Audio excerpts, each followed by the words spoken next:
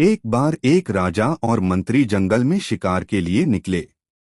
रास्ते में कुछ झाड़ियों को हटाने में नुकीले कांटों में फंसकर राजा के हाथ की एक उंगली कट गई।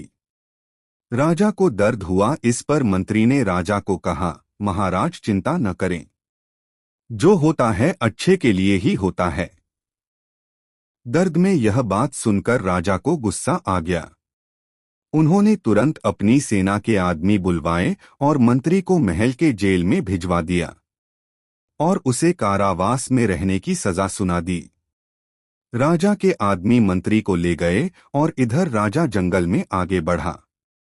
आगे जाने पर कुछ कबीले वालों ने राजा की बलि देने के लिए राजा को घेर लिया। तब कबीले वालों ने देखा कि राजा की तो एक उंगली कटी हुई है। राजा का एक अंग भंग था और ऐसी कटी उंगली वाले की वो बाली नहीं दे सकते थे, इसलिए उन्होंने राजा को छोड़ दिया। उंगली कटी हुई होने से राजा की जान बच गई। तब राजा को मंत्री की बात समझ आई। वो महल गया और तुरंत मंत्री को जेल से प्रेम पूर्वक बाहर निकला और उसे सारी बात बताई।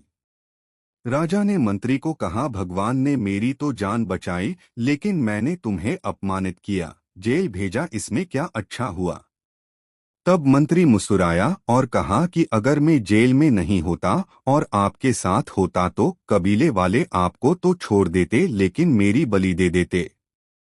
तो दोस्तों, इस घटना से यह समझ लेना चाहिए कि कई बार हमारी लाइफ में ऐसी बातें हो जाती है जो उस वक्त हमें बुरी लगती, दुखी करती है, लेकिन आगे जाकर हमें मालूम पड़ा कि वो हमारे अच्छे के लिए ही हुई थी।